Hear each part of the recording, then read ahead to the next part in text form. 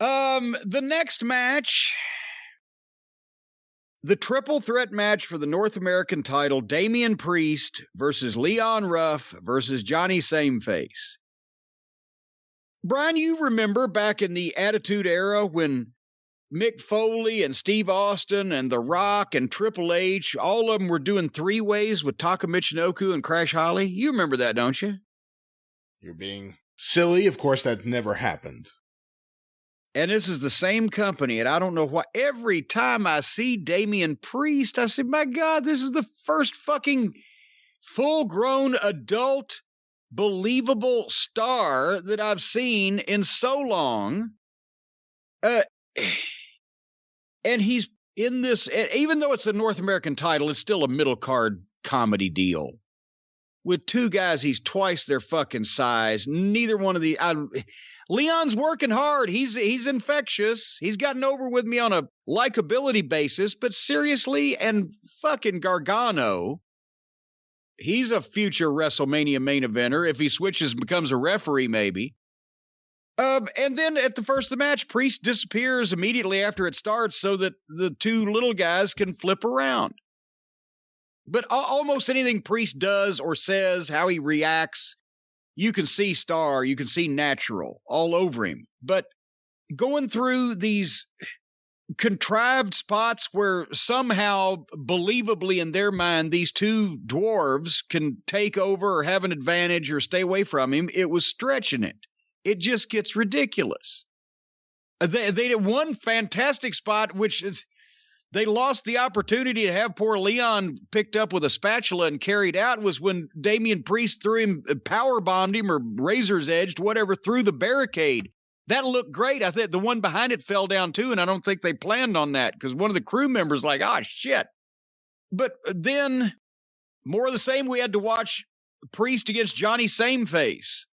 So I'm watching a fucking rock star go toe-to-toe evenly with a boring high school kid.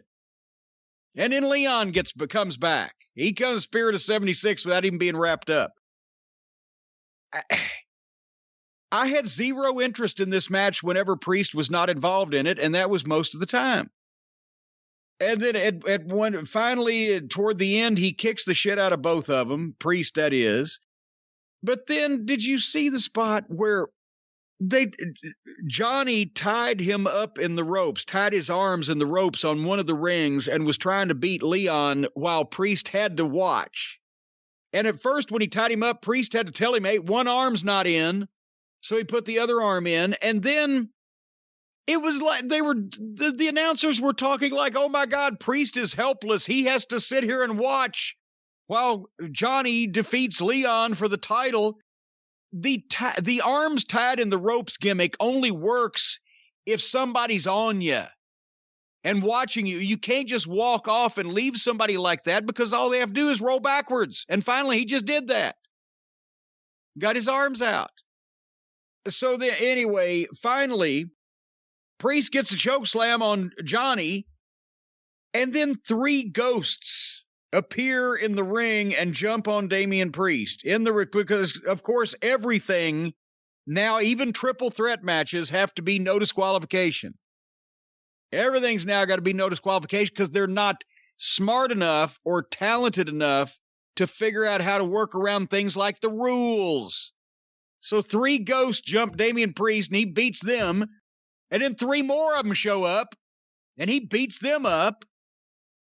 And then all the ghosts disappeared like they were never there while fucking they did some more moves back and forth.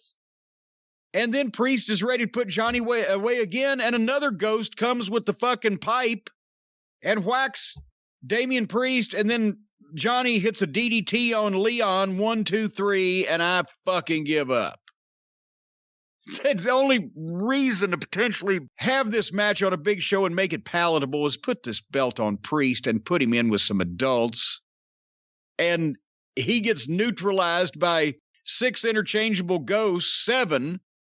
And now Gargano's got the belt. Here's another guy that's not big enough to fucking wear it and hold it up around his waist. So that was the shits too. Am I exaggerating? Well, you didn't reveal who the ghost was. I quit watching at that point. As a matter of fact, at that point. Come on. That's when you had called me, I quit watching there. I said, fuck, I can't handle any more of this. I'm going to come back and watch the last match later. And that's when I went down to fill out customs forms. So if they're going to do the ghost, the guy who was the ghost versus Damian Priest, it gives me a little bit of hope. Who was the ghost? Well, hold on. Let me just say, I'm not as negative on Gargano as you, but I'm kind of sick of him. And I know he's Triple H and Shawn Michaels' favorite. Why would he be? He has Triple H and Shawn Michaels, who used to hang around with two other guys named Hall and Nash. None of them would have wanted to fucking piss on Johnny Gargano if he was on fire 20 years ago. The guy who was the ghost was Austin Theory. Oh, for fuck's sake. So again, if it leads to Austin Theory versus Damian Priest. But that means that Austin Theory is now Johnny Gargano's little buddy. Yeah. That's like if fucking Robin was the star and Batman was tagging along. I think I just figured out Travis Heckel's artwork for this match. Well, yeah, the fucking Robin signal goes up in Gotham City, and here comes Robin to save the day with Batman meekly following along, carrying Robin's birdseed. That is funny. What the fuck?